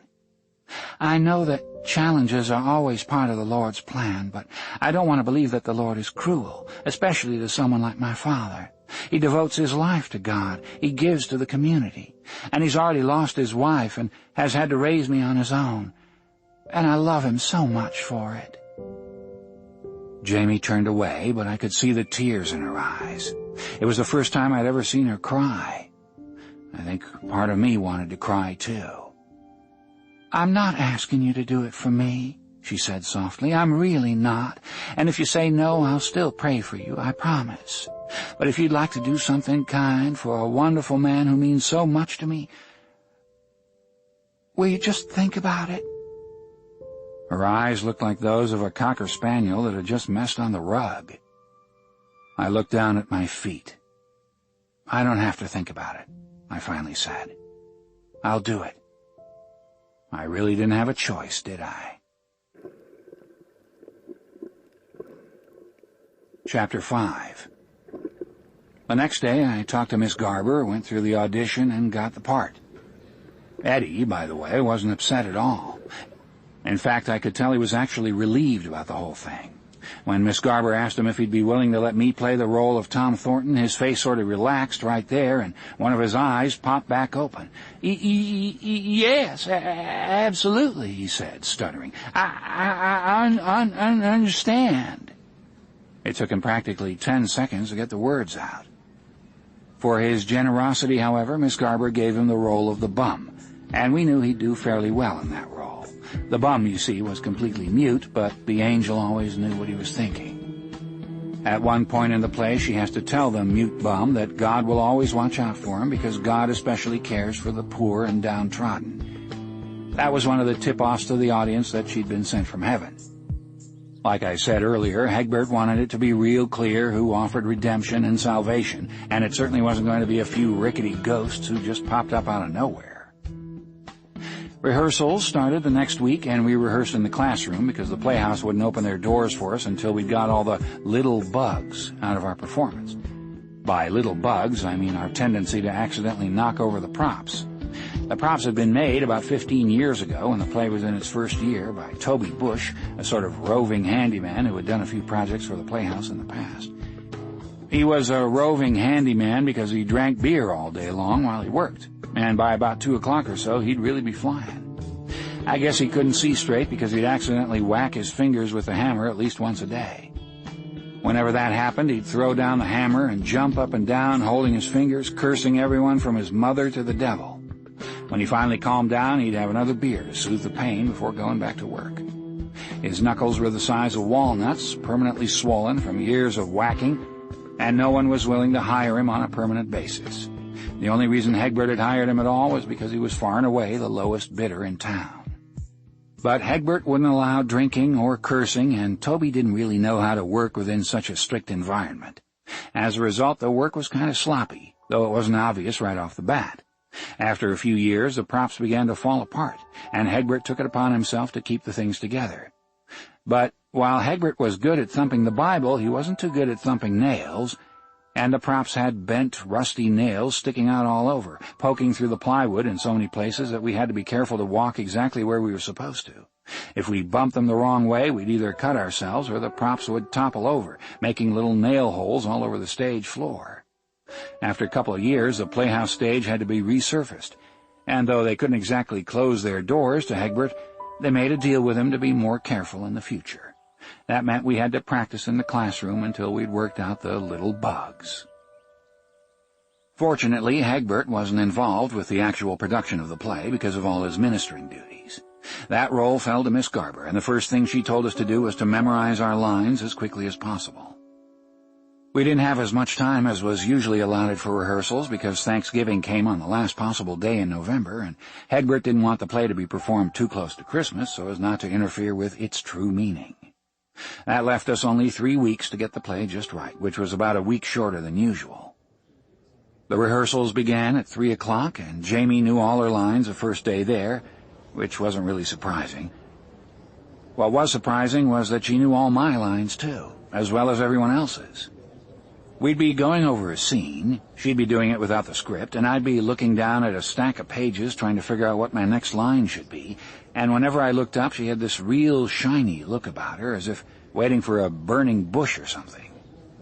The only lines I knew were the mute bums, at least on that first day, and all of a sudden I was actually envious of Eddie, at least in that regard. This was going to be a lot of work, not exactly what I'd expected when I'd signed up for the class. My noble feelings about doing the play had worn off by the second day of rehearsals. Even though I knew I was doing the right thing, my friends didn't understand it at all, and they'd been riding me since they'd found out. "You're doing what?" Eric asked when he learned about it. "You're doing the play with Jamie Sullivan? Are you insane or just plain stupid?" I sort of mumbled that I had a good reason, but he wouldn't let it drop, and he told everyone around us that I had a crush on her. I denied it, of course, which just made them assume it was true, and they'd laugh all the louder and tell the next person they saw.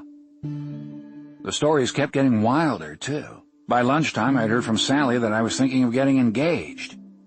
I actually think Sally was jealous about it. She'd had a crush on me for years, and the feeling might have been mutual, except for the fact that she had a glass eye, and that was something I just couldn't ignore. Her bad eye reminded me of something you'd see stuffed into the head of a mounted owl in a tacky antique shop, and to be honest, it sort of gave me the willies. I guess that was when I started to resent Jamie again. I know it wasn't her fault, but I was the one who was taking the arrows for Hegbert, who hadn't exactly gone out of his way the night of homecoming to make me feel welcome.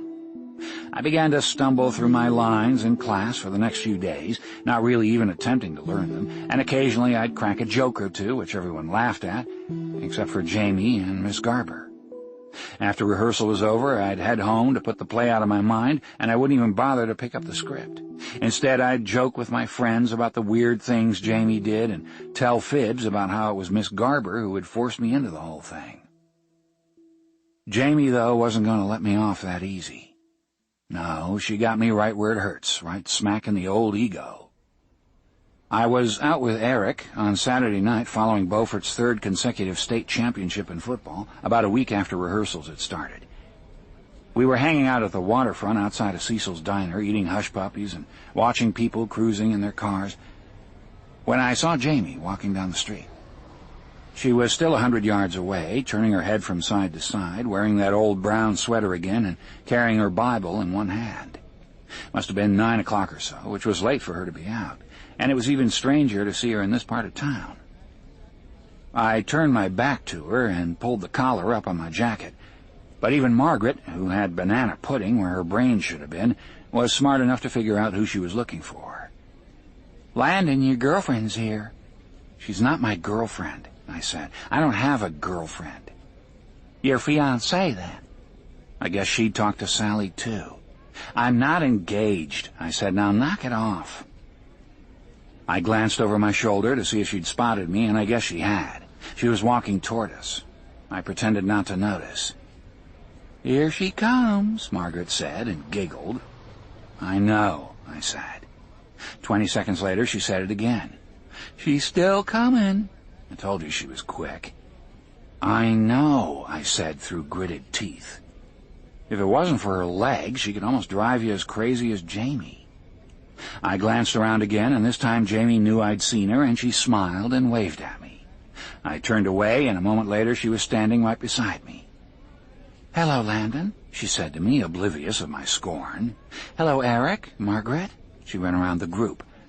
Everyone sort of mumbled, "Hello," and tried not to stare at the Bible. Eric was holding a beer, and he moved it behind his back so she wouldn't see it. Jamie could even make Eric feel guilty if she was close enough to him. They'd been neighbors at one time, and Eric had been on the receiving end of her talks before. Behind her back, he called her the Salvation Lady, in obvious reference to the Salvation Army. She would have been a brigadier general, he liked to say.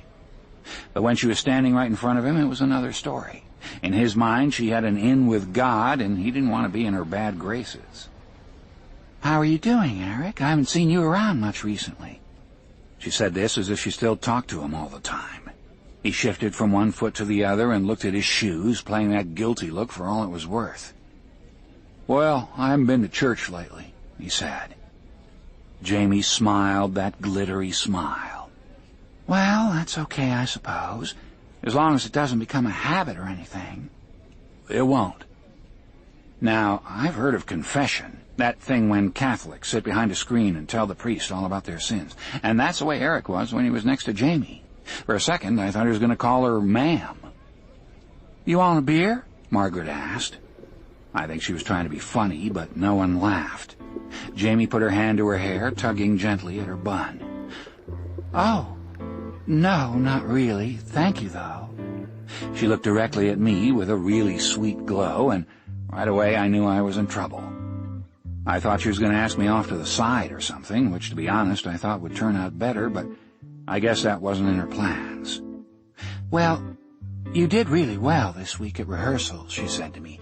"I know you've got a lot of lines to learn, but I'm sure you're going to get them all real soon, and I just wanted to thank you for volunteering like you did. You're a real gentleman." "Thanks," I said, a little knot forming in my stomach. I tried to be cool, but all my friends were looking right at me, suddenly wondering if I'd been telling them the truth about Miss Garber forcing it on me and everything. I hope they missed it. "Your friends should be proud of you," Jamie added, putting that thought to rest. "Oh, we are," Eric said, pouncing. "Very proud. He's a good guy, that Landon, what with his volunteering and all." "Oh, no." Jamie smiled at him, then turned back to me again, her old cheerful self. "I also wanted to tell you that if you need any help, you can come by any time. We can sit on the porch like we did before and go over your lines if you need to." I saw Eric mouth the words "like we did before" to Margaret. This really wasn't going well at all. By now the pit in my stomach was as big as Paul Bunyan's bowling ball. "That's okay," I mumbled, wondering how I could squirm my way out of this. "I can learn them at home." "Well, sometimes it helps if someone's there to read with you, Landon," Eric offered. I told you he'd stick it to me, even though he was my friend. "No, really," I said to him. "I'll learn the lines on my own." "Maybe," Eric said, smiling, "you two should practice in front of the orphans once you got it down a little better. Sort of a dress rehearsal, you know? I'm sure they'd love to see it." You could practically see Jamie's mind start clicking at the mention of the word orphans. Everyone knew what her hot button was. "Do you think so?" she asked. Eric nodded seriously. "I'm sure of it. Landon was the one who thought of it first, but I know that if I was an orphan, I'd love something like that, even if it wasn't exactly the real thing." "Me too," Margaret chimed in. As they spoke, the only thing I could think about was that scene from Julius Caesar where Brutus stabs him in the back. "Et tu, Eric?" "It was Landon's idea?" she asked, furrowing her brow. She looked at me, and I could tell she was still mulling it over. But Eric wasn't about to let me off the hook that easy. Now that he had me flopping on the deck, the only thing left to do was gut me. "You'd like to do that, wouldn't you, Landon?" he said. "Helping the orphans, I mean." It wasn't exactly something you could answer no to, was it? "I reckon so," I said under my breath, staring at my best friend. Eric, despite the remedial classes he was in, would have been one hell of a chess player. "Good, that's all settled. That's if it's okay with you, Jamie." His smile was so sweet it could have flavored half the RC Cola in the county. "Well, yes, I suppose I'll have to talk to Miss Garber and the director of the orphanage, but if they say it's okay, I think it would be a fine idea." And the thing was, you could tell she was really happy about it. Checkmate. The next day I spent 14 hours memorizing my lines, cursing my friends, and wondering how my life had spun so out of control. My senior year certainly wasn't turning out the way I thought it would when it began. But if I had to perform for a bunch of orphans, I certainly didn't want to look like an idiot. Chapter 6. The first thing we did was talk to Miss Garber about our plans for the orphans, and she thought it was a marvelous idea. That was her favorite word, by the way, marvelous, after she greeted you with hello. On Monday, when she realized that I knew all my lines, she said, "Marvelous," and for the next 2 hours, whenever I'd finish up a scene, she'd say it again. By the end of the rehearsal, I'd heard it about 4 zillion times. But Miss Garber actually went our idea one better. She told the class what we were doing, and she asked if other members of the cast would be willing to do their parts as well, so that the orphans could really enjoy the whole thing. The way she asked meant that they really didn't have a choice, and she looked around the class waiting for someone to nod so she could make it official. No one moved a muscle except for Eddie. Somehow he'd inhaled a bug up his nose at that exact moment, and he sneezed violently. The bug flew out his nose, shot across his desk, and landed on the floor right by Norma Jean's leg. She jumped out of her chair and screamed out loud, and the people on either side of her shouted, "Ooh, gross!" The rest of the class started looking around and craning their necks trying to see what happened, and for the next 10 seconds there was total pandemonium in the classroom. For Miss Garber, that was as good of an answer as she needed. "Marvelous," she said, closing the discussion. Jamie, meanwhile, was getting really excited about performing for the orphans. During a break in rehearsal, she pulled me aside and thanked me for thinking of them. "There's no way you would know," she said, almost conspiratorially, "but I've been wondering what to do for the orphanage this year. I've been praying about it for months now because I want this Christmas to be the most special one of all." "Why is this Christmas so important?" I asked her, and she smiled patiently as if I'd asked a question that didn't really matter. "It just is," she said simply. The next step was to talk it over with Mr. Jenkins, the director of the orphanage. Now, I'd never met Mr. Jenkins before, being that the orphanage was in Morehead City, which was across the bridge from Beaufort, and I'd never had any reason to go there. When Jamie surprised me with the news the following day that we'd be meeting him later that evening, I was sort of worried that I wasn't dressed nice enough. I know it was an orphanage, but a guy wants to make a good impression. Even though I wasn't as excited about it as Jamie was, no one was as excited as Jamie, I didn't want to be regarded as the Grinch who ruined Christmas for the orphans either. Before we went to the orphanage for our meeting, we had to walk to my house to pick up my mom's car, and while there I planned on changing into something a little nicer. The walk took about 10 minutes or so, and Jamie didn't say much along the way, at least until we got to my neighborhood. The homes around mine were all large and well kept, and she asked who lived where and how old the houses were. I answered her questions without much thought, but when I opened the front door to my house, I suddenly realized how different this world was compared with her own. She had a shocked expression on her face as she looked around the living room, taking in her surroundings. No doubt it was the fanciest home she'd ever been in. A moment later, I saw her eyes travel to the paintings that lined the walls, my ancestors, so to speak. As with many Southern families, my entire lineage could be traced in the dozen faces that lined the walls. She stared at them, looking for a resemblance, I think, then turned her attention to the furnishings, which still looked practically new, even after 20 years. The furniture had been handmade, assembled or carved from mahogany and cherry, and designed specifically for each room. It was nice, I had to admit, but it wasn't something I really thought about. To me, it was just a house. My favorite part of it was the window in my room that led to the porch on the upper level. That was my escape hatch. I showed her around, though, giving her a quick tour of the sitting room, the library, the den, and the family room, Jamie's eyes growing wider with each new room. My mom was out on the sun porch sipping a mint julep and reading, and heard us poking around. She came back inside to say hello. I think I told you that every adult in town adored Jamie, and that included my mom. Even though Hegbert was always giving the kinds of sermons that had our family's name written all over them, my mom never held it against Jamie because of how sweet she was. So they talked while I was upstairs rifling through my closet for a clean shirt and a tie. Back then, boys wore ties a lot, especially when they were meeting someone in a position of authority. When I came back down the stairs, fully dressed, Jamie had already told my mom about the plan. "It's a wonderful idea," Jamie said, beaming at me. "Landon's really got a special heart." My mom, after making sure she'd heard Jamie correctly, faced me with her eyebrows raised. She stared at me like I was an alien. "So, this was your idea?" my mom asked. Like everyone else in town, she knew Jamie didn't lie. I cleared my throat, thinking of Eric and what I still wanted to do to him. It involved molasses and fire ants, by the way. "Kind of," I said. "Amazing." It was the only word she could get out. She didn't know the details, but she knew I must have been boxed into a corner to do something like this. Mothers always know stuff like that, and I could see her peering closely at me and trying to figure it out.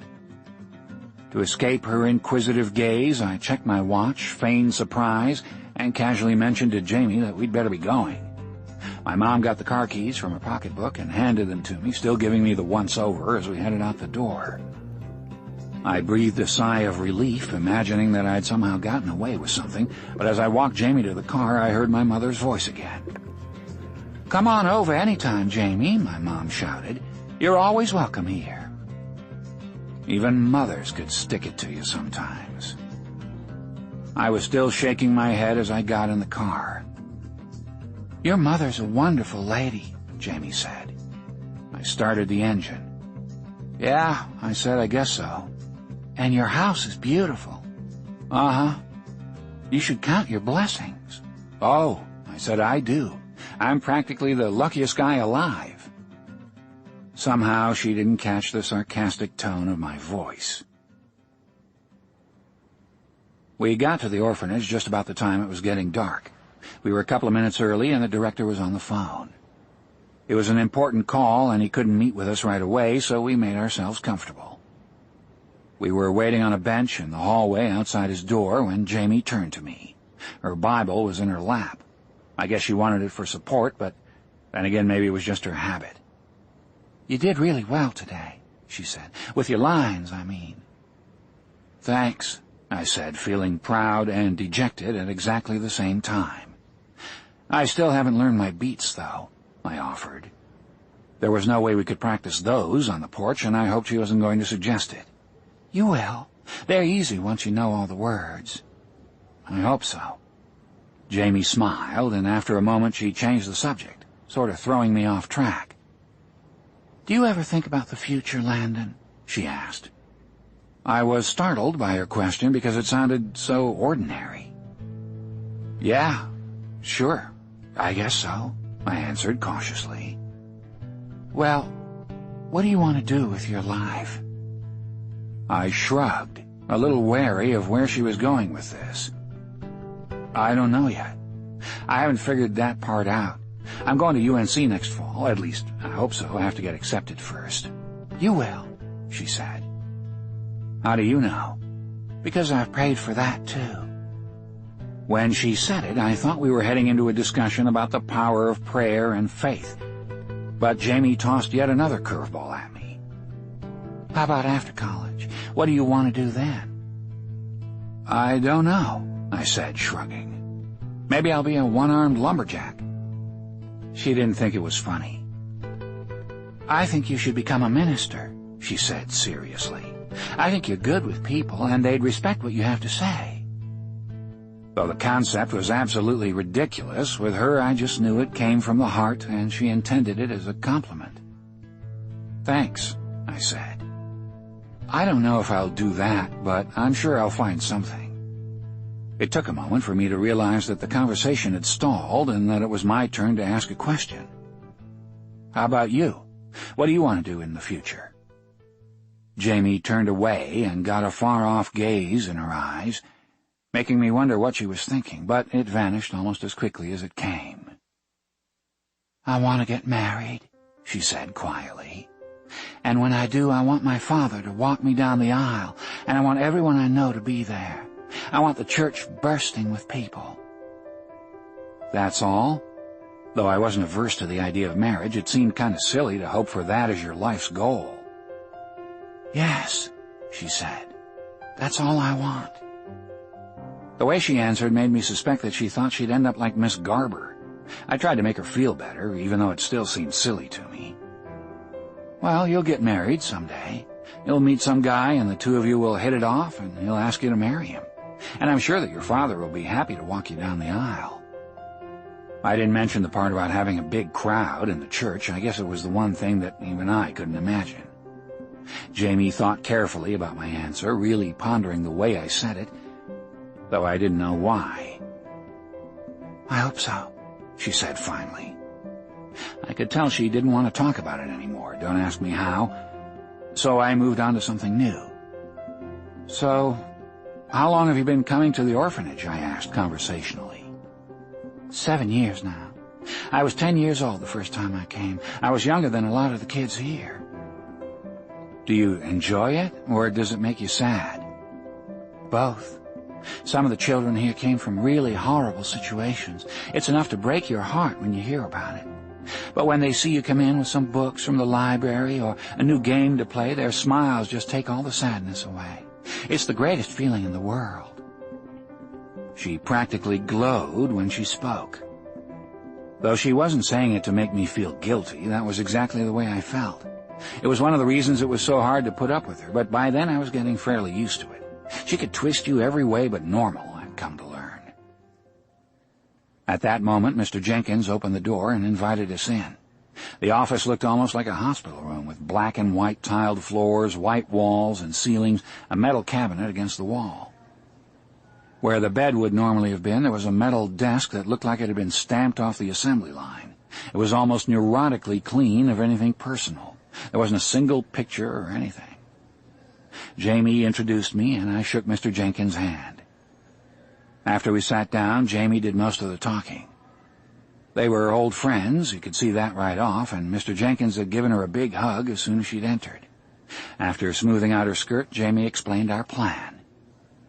Now, Mr. Jenkins had seen the play a few years back, and he knew exactly what she was talking about almost as soon as she started. But even though Mr. Jenkins liked Jamie a lot and knew she meant well, he didn't think it was a good idea. "I don't think it's a good idea," he said. That's how I knew what he was thinking. "Why not?" Jamie asked, her brow furrowed. She seemed genuinely perplexed by his lack of enthusiasm. Mr. Jenkins picked up a pencil and started tapping it on his desk, obviously thinking about how to explain himself. In time, he put down the pencil and sighed. "Even though it's a wonderful offer, and I know you'd like to do something special, the play is about a father who eventually comes to realize how much he loves his daughter."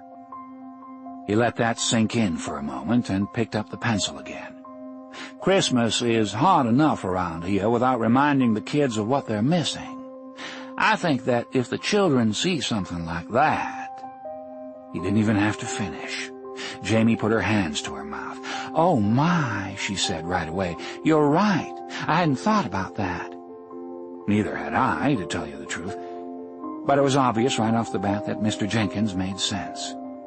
He thanked us anyway and chatted for a while about what he planned to do instead.